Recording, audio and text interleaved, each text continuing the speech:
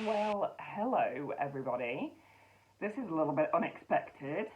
Who am I? Where have I even been? Um, it's literally been a year since I last posted a video, for which I apologise. Life kind of got in the way, COVID kind of got in the way. Sometimes I feel like maybe there's not a lot to say. But I felt like now was the time to reconnect with you guys and put out a video just bringing you up to speed on what I've been doing and hopefully giving you some fun things to think about and projects and ideas to go along with too. So my name is Charlie. I'm based in Lancashire in UK. It's in the northwest of England, not far from Manchester, and I'm based here in my little cottage.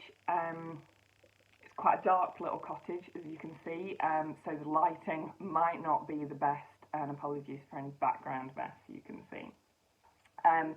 So my YouTube channel here is Yarn Ambassador. You can also find me on Instagram as Yarn Ambassador. I also have a kind of creative online alter ego, which is Charlie Button, so you can find me as Charlie Button Yarns on Instagram and Charlie Button Designs on Ravelry.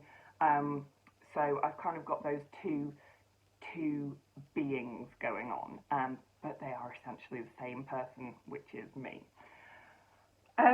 My goodness, because it's been a year, it's been kind of hard to work out what I should talk about, because obviously I've been very busy knitting.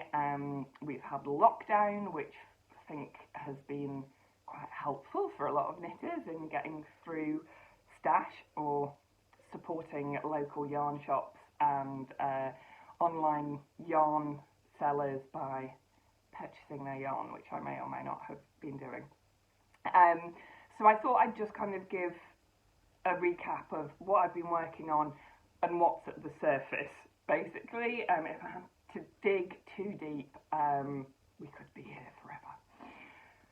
So what I've mostly been working on is pieces from my own yarns. So Charlie Button Yarns was something I started a couple of years ago when I realised that the fleeces from our sheep in the next door field were just being thrown away. Nobody knew quite what to do with them, and I just thought that was heartbreaking, and I didn't know what to do with them, but I couldn't let them be thrown away. So I took them, obviously giving the local farmers a fair and decent price for them, and kind of wondered what I should do. And I found a small one-woman mill in Lincolnshire, which is where my sister lives, so not far away, and have been getting yarns spun up from the sheep from around my fields, not my fields, the fields around my house.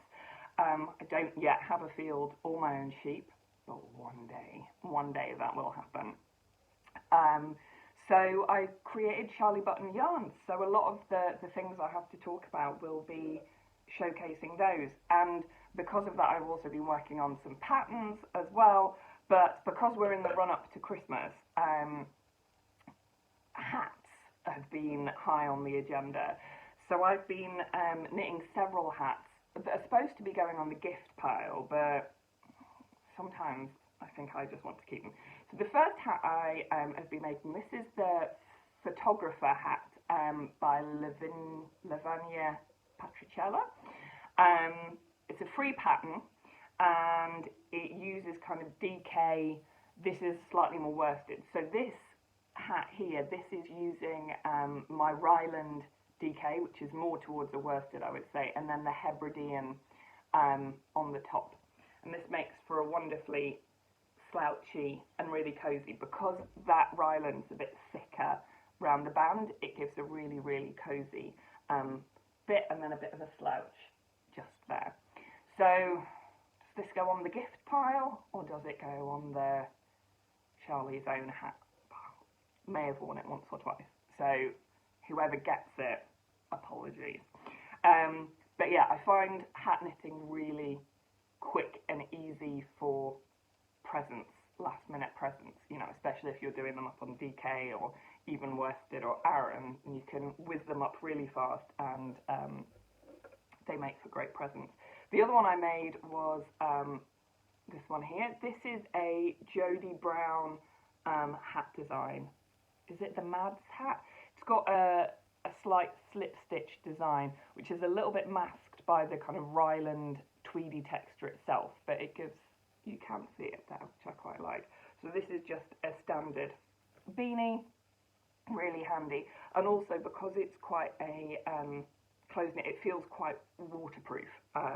So when it's absolutely pouring down here in Lancashire, which it often is, although not today, this is one of my go-tos. So that's made with the Ryland. You can see it's quite naturally tweedy and grey. Grey is my favourite colour.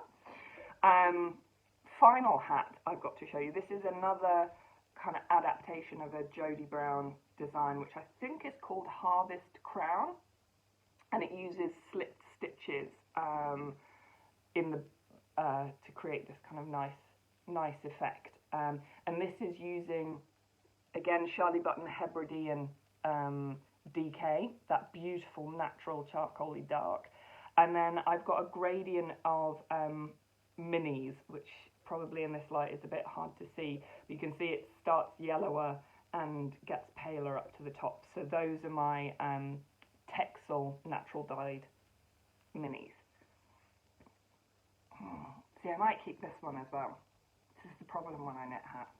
One of my good friends, Catherine, said that the way to get round keeping all the gift knits is not to weave in the ends until you're about to give it to them, so you don't get tempted to wear it.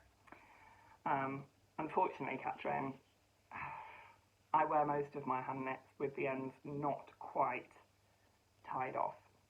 I did try, but so yeah, a bundle of hats that I will gift. I'm going to be strong about this because I do have a ton of hats. It's not like I don't have a ton of hats. The other accessories I've been working on, two ones. Back in the summer, I just wanted a really mindless project. A kind of one you can sit down and not think about. And so I looked on Ravelry. I did look for really basic, kind of not too fancy shawl designs. And my favourite shape of shawl is a crescent, a wide crescent. And I thought, fine, I'll design my own. I couldn't find quite what I wanted, so I designed my own, and I used for that the Charlie Button Jacob 4-ply, and made this crescent shawl with just some really simple eyelet details and some colour changes, just to make something really calming. And I've called this Cracks in the Rock because it does remind me of, you know, when you sometimes come across those rocks and they've got beautiful striations in them, and you can get a sense of something that's underneath it. And so I called it Cracks in the Rock for two reasons. One, because of what it looks like, how it reminds me, but also as a reminder to all of us that we never know what's going on under the surface. And actually, part of this is available for £2 on Ravelry, this design, Cracks in the Rock, but part of that goes towards UK mental health charities, because none of us know what's going on under the surface of people who might otherwise seem fine, and particularly this year, I think that's something we all need to remember. So this is just a nice, easy to wear, can't really see it now because I'm wearing a jumper made of the same yarn. But yeah, it's a very kind of calming, meditative knit, and that was exactly what I wanted and needed at that stage. So again, this was supposed to be a gift as well, but because it was the first one I made of this pattern, I'm kind of like, oh, maybe I should hold on to it. Must get better at giving away my knits. How many shawls does one person need? Got tons, but I maybe need one more. The other thing that I've just finished that I'm really, really pleased with, and again, haven't sewn in the ends on, are these mittens. So these are called Odins Ravens. They are from a book called Norwegian Mittens and Gloves by Annemor Sundebo. I tried to look this up. I think this is out of print, but it's a beautiful book with tons of traditional designs, and there's a really lovely story to it. And how Annemor came to find all these patterns in a disused kind of recycling textile mill that she came to own. So it's a great pattern, and this is Odin's Ravens. And I have got a thing for crows, in fact corvids of all sorts, ravens, rooks, magpies, love them. So to have some ravens on some mittens, I really, really enjoyed. So the yarn here is you're going to get used to this, Hebridean, Charlie Button Hebridean DK, and the Texel DK, which is the base I use for natural dyeing, but I also leave it open as well.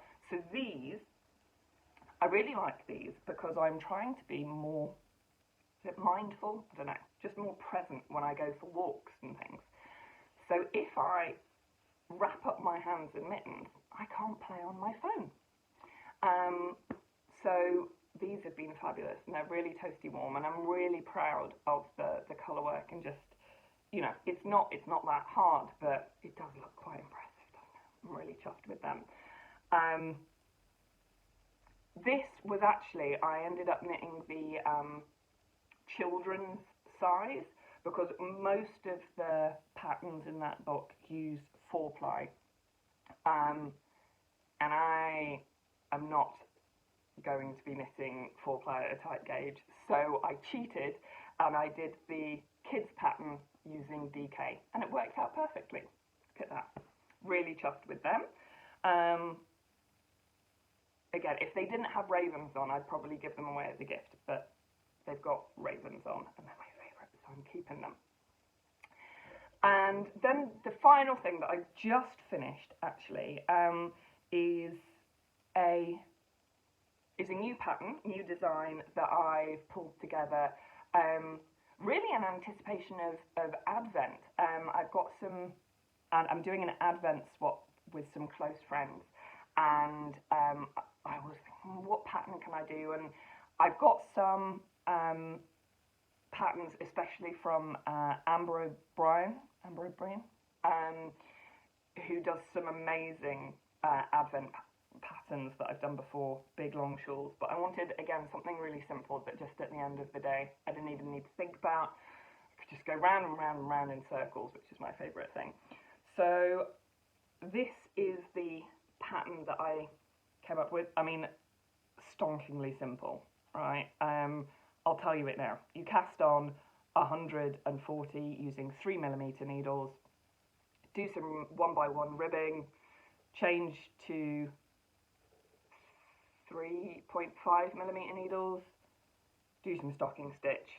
When you do a yarn change, you do an eyelet row, and that's literally it. And you can go on and on and on and on. And for this, I used the, I'll talk about it a bit later, but this is the Charlie Button Texel 4-ply that I've been using to do a lot of natural dyeing with. So you can see the kind of variety of colours that have come through from things. That was from some sloe berries. I think that was from tea. That's onion skin.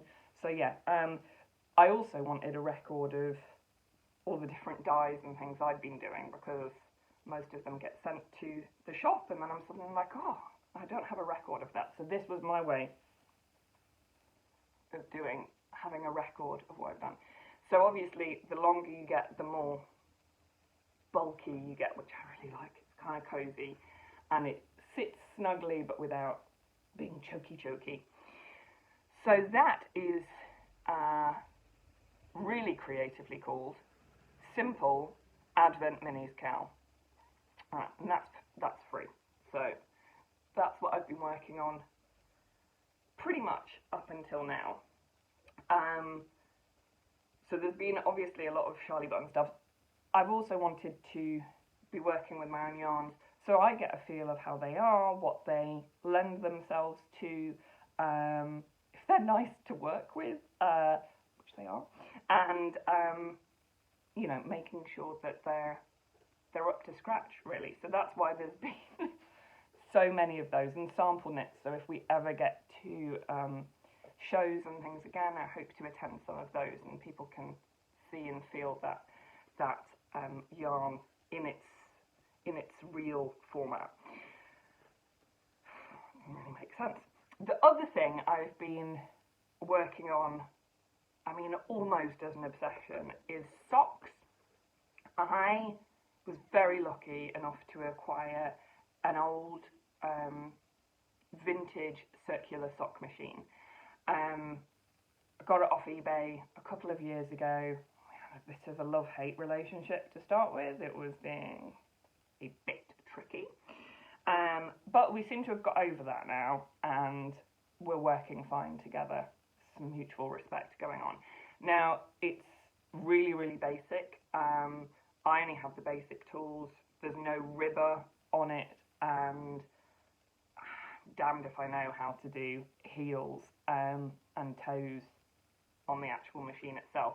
So I just end up winding really, really long tubes of sock yarn, and then going in afterwards and putting on the heels, toes and cuffs. So this is a pair that I'm working on at the moment. These are going to be a Christmas present for a very good friend who actually got me onto knitting socks in the first place, because her granny used to knit her socks, and she missed her granny, and she said she wanted some hand knit socks, so I made her some. But these are, so this is a beautiful yarn. This is one I've had in my stash for ages from Elm Tree Yarns, and it's called the Pine Cone Fairy. And I loved how kind of Christmassy, but not too Christmassy it was. And then I've just got some contrasting heels and toes. And then all I've got left to do, I say all I've got left to do, they've been sitting here for ages, is cut in some heels and do an afterthought heel, a true afterthought heel. So I've been making tons and tons of Christmas socks, almost as a bit of a mania, to be honest. Those are living in my Eldenwood craft bag, which I love. And it's also very kind of Christmassy and wintry and fluff, with a rabbit and a fox and a little cosy house. I love Eldenwood craft bags. So when I said it had turned into a bit of a mania, I didn't realise I had a kind of collecting compulsion. So when people bring out ranges of stuff, I feel like I need to get the whole range. And what I particularly love doing on my circular sock machine is self-striping yarn, right? Because you can get these, for very little effort, astonishing, really impressive looking results. And so I got a bit hooked on the West Yorkshire Spinners Christmas colourways. I've had them for a while, and so I did the whole range of those. I'll see if I can insert a picture of those here. I've still got their final one to do, but I've been making those up for friends and family for Christmas. Also over lockdown, we put up a bird feeder outside, and I've really enjoyed watching the local birds come, and we've got blue tits and we've got robins, and I can't really identify any of the others, but I then got a little bit obsessed with the West Yorkshire Spinners Country Birds colourway, which I've used a little bit before, but I suddenly wanted some blue tit socks and another pair of the robin socks. So thankfully, I know a couple of yarn shop owners, so Ange from Yarn and Yarns and Kate from Northern Yarns, they stock West Yorkshire Spinners. So I filled my boots with the whole range and had a bit of a cranking party. Hold on.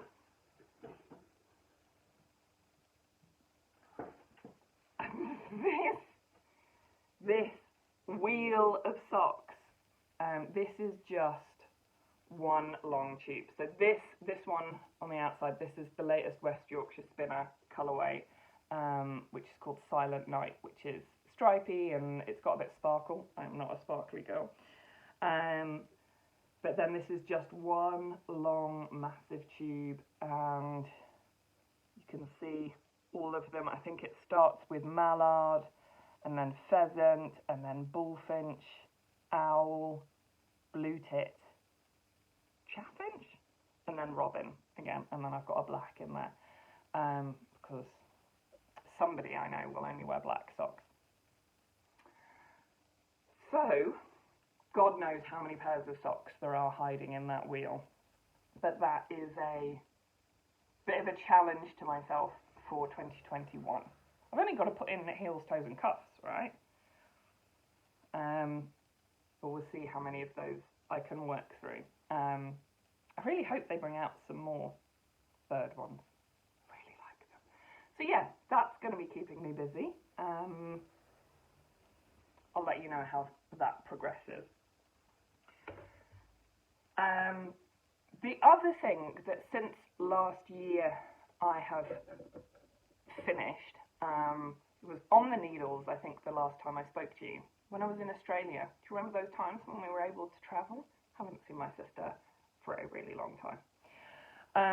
Was what I'm wearing now, which is this jumper. This is using my Charlie button, the Jacob 4-ply, which you can't really see, but this is a mitt pattern I did, and I've just kind of expanded on the mitten pattern and made a jumper, which is a simple in the round jumper with drop sleeves. Yeah, because it's so dark, no one can see anything. I'll let them show you. With contrast cascade.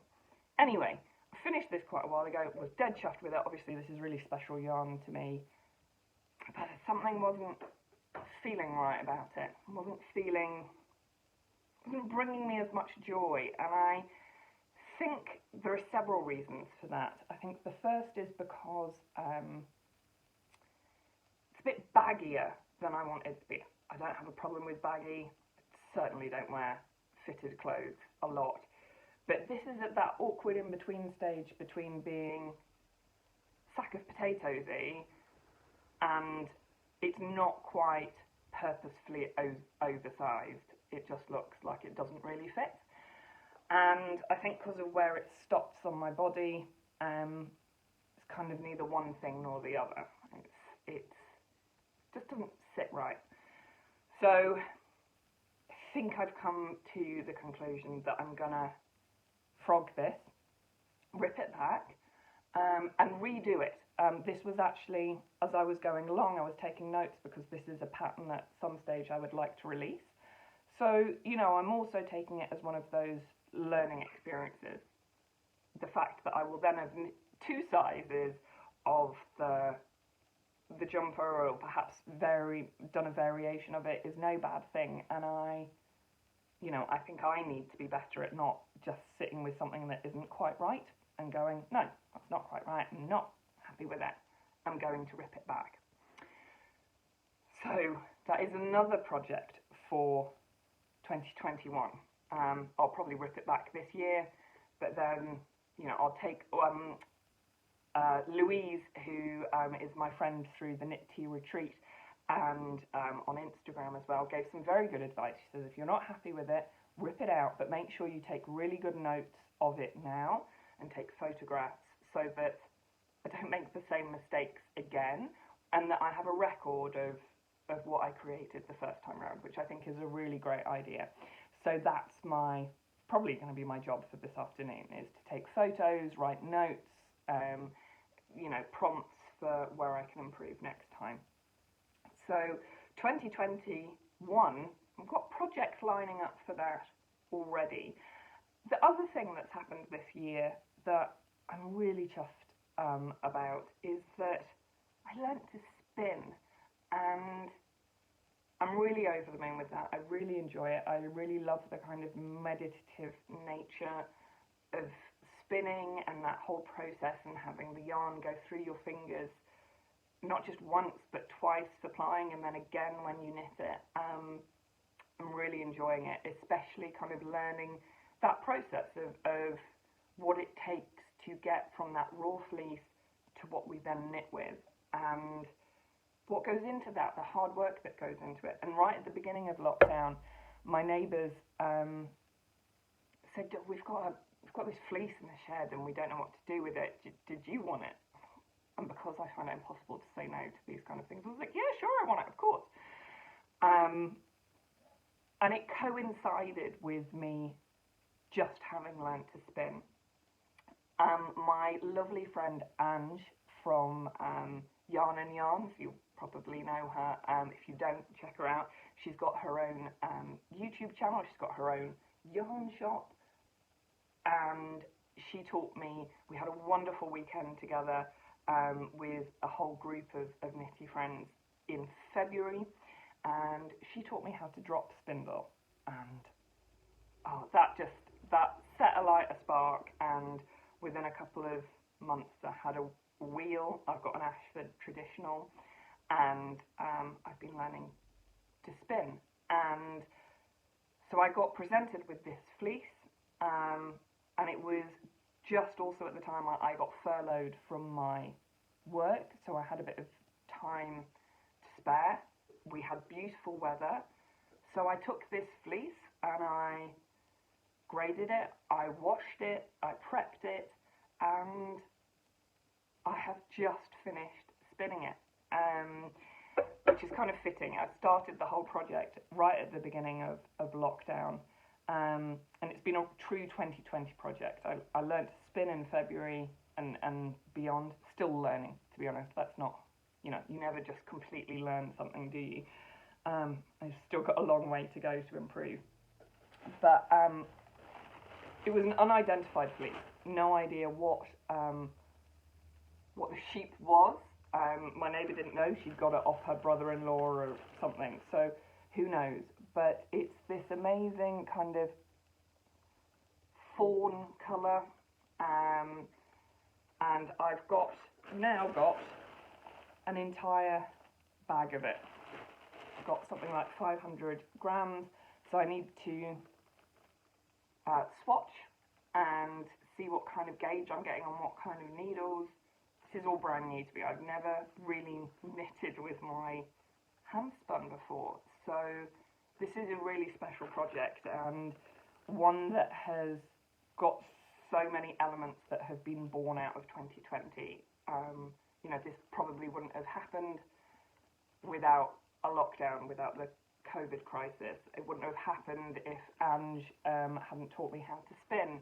It wouldn't have happened if we hadn't been in Lancashire and my neighbours gave me their fleece. So many really special elements about this. I mean, there's tons. I don't want to... I'll see if I can just hold up the bag. So it's all in there. So this, again, is going to be a project for 2021. Probably a jumper for me. I want to put some thought into it. I don't just want to cast on something. I want it to be the right project for the right thing. So yeah, I'm really chuffed with that, and there is a really nice sense of kind of completion and bringing that all together. So yeah, now to think what I'm going to make with it. I said I haven't really knitted with my hand spun before, which is true until this last week. So I've been doing, I was doing quite a bit of drop spindling, just to kind of keep my hand in, and you can see lots of little bits, lots of lovely natural colours. There's one of I think that's the Ryland. I had some left over for that. And again, I wanted a record of this year in hand spun, but also that kind of journey, those little bits that I've been practicing on. And the cowl I just designed for those Advent minis also lends itself really well to hand spun, little bits of precious hand spun. And when you're first learning, you're only doing little bits here and there, and especially on a drop spindle. And also in spring I went through this crazy habit of whenever I was walking through the fields and there was some fleece on the floor, I'd pick it up and wash it and spin it on my drop spindle. So I would call them slim pickings. You know, I picked them up from the slim pickings from the fields. So this is another version of the simple Advent Minis cowl, but using my little bits of hand spun, which is for me a really nice record. It's wonderful to and you can see obviously I've only had tiny bits of some of them. So it's been a really fun project, and that it's a bit different. This one's a bit shorter, otherwise exactly the same recipe, cast on 140, and then kind of knit until you've not got any yarn left. So that was a really fun thing, and again another kind of, I'm going to look at that and I'm going to really remember 2020 and everything that's brought with it.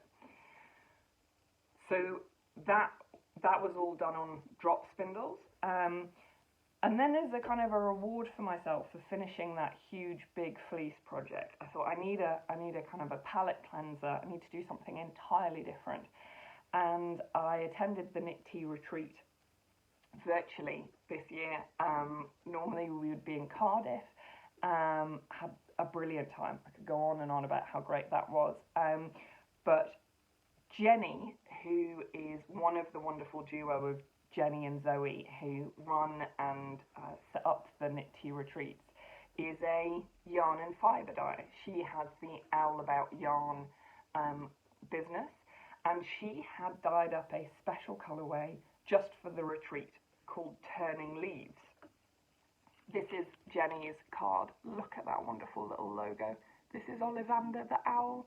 So cute and so clever. This is, the tree has got knit stitches in it. It's really clever. Anyway, this is the Turning Leaves colourway, and it's a special mix she had done of BFL and Rose Fibre, which I didn't even know you could spin with Rose Fibre. But look at this beauty. I loved spinning this. It was just what I needed. Very different feel and handle to the fleece I've just been doing, which is, you know, it's raw fleece, not very well prepped probably. This is just beautiful. This was soft, it's combed top, so all the fibres going in the same direction. Look at that. Just perfect for this time of year. Spots of bright, you know, pink, and it is Turning Leaves. She just nailed it. It's absolutely beautiful. Absolutely beautiful. So, and it's just so soft. So soft. So that's been my kind of spinning journey for the past couple of months as well, which who knew there was ever going to be a spinning segment, but how times change. So yeah, that's, I don't know if she's got any left in the shop, but her fibre and her yarn is just beautiful. She's an incredibly talented hand dyer. So check out Owl About Yarn if you don't know her. That is that. I'm at 35 minutes-ish. I wonder, I didn't want to talk too much about the Shardy Button yarns. I've already kind of spoken quite a bit about it, but I suppose I'll just mention where you might be able to find them. Q Prop. So this is my wonderful mug from Yarn and Yarns. I've already mentioned Ange. She was the one who taught me to spin. Ange has had her own yarn shop in Penarth, which is in South Wales. And for various reasons had to move to an online presence instead. She does still have a physical presence in Penarth in a beautiful looking antiques shop. So if you are in Penarth, you can still find her and her yarns there. And Ange agreed to stock Shardy Button yarns for me. Because of the way Shardy Button yarns works, I'm working with a couple of farms, a couple of breeds. There might only be 4 or 5 fleeces for each one.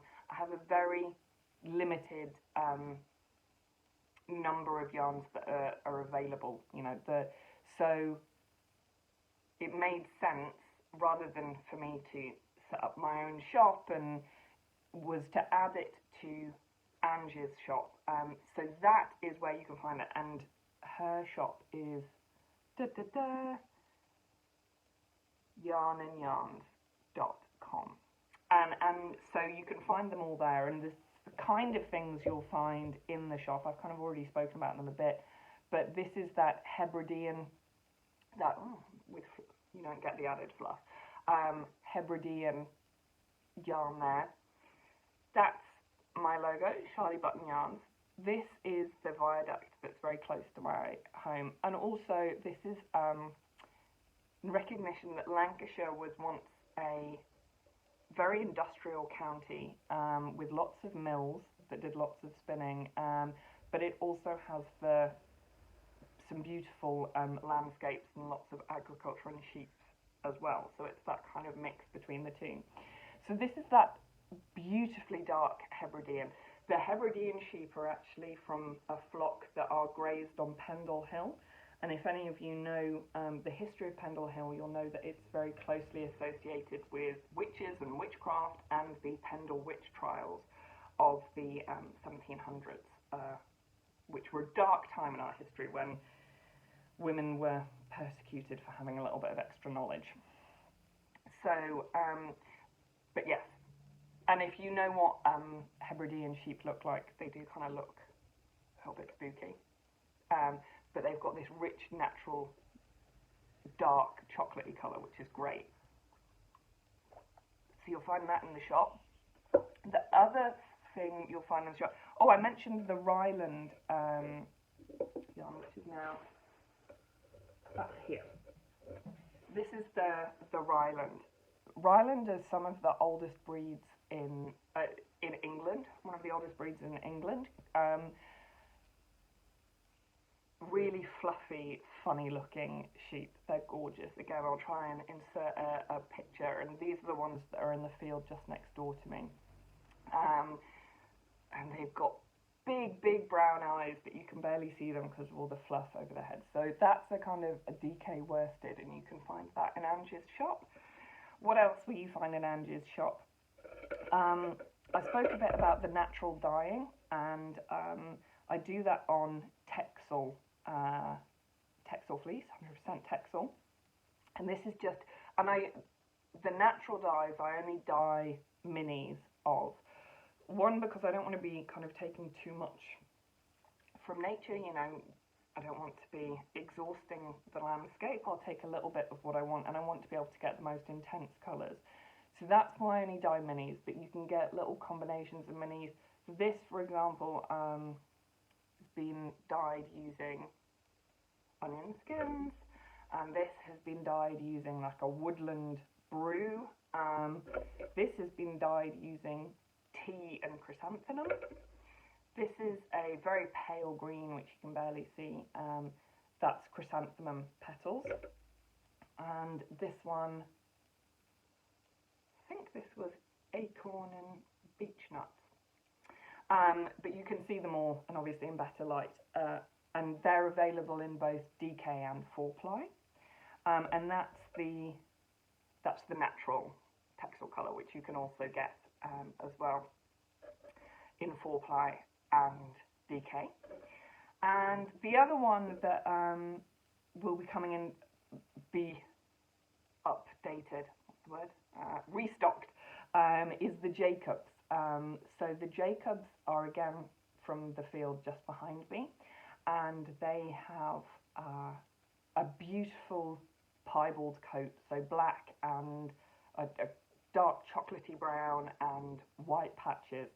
So I've separated those out, and so there's a Jacob 4-ply in the natural chocolate and in the natural kind of cream, but it's more flecked. It's a kind of almost oatmeal-y because it's flecked with some of the black as well. I think that's it for the moment. I'm looking to do a British breeds kind of taster box, so that if you're interested in trying out some of the wools that I've been talking about that you might not have used before, and another one that's coming up, which is kind of a sneak preview. This is Manx Lochtan, which is a rare breed sheep that originated on the Isle of Man. I'm thinking of putting together a kind of a selection box so that you can try some of these out and see how you like them, how they feel, what natural British wools feel like, you know, untampered with. All of these yarns are 100% British. There's no plastic in them. They're all non-superwash, so it's kind of yarn as yarn has always been. No plastics, no baddies in them at all, which is something that's really important to me at the moment, and I hope is important to everybody, but, you know, you can buy what you want. Alright, listen, I hope it's not the same amount of time again. It's not. I'm kind of thinking of doing Vlogmas, but I don't know if that's just biting off more than I can chew. But I would like to drop in again before Christmas, and perhaps some little bite-sized chunks. Oh man, 45 minutes. Right. Thank you very much for joining me. If you have enjoyed this, please give it a thumbs up and subscribe so you do get notified on my erratic uploading schedule. Thank you very much for joining me. It's lovely to be back, and I will see you soon. Bye, everybody.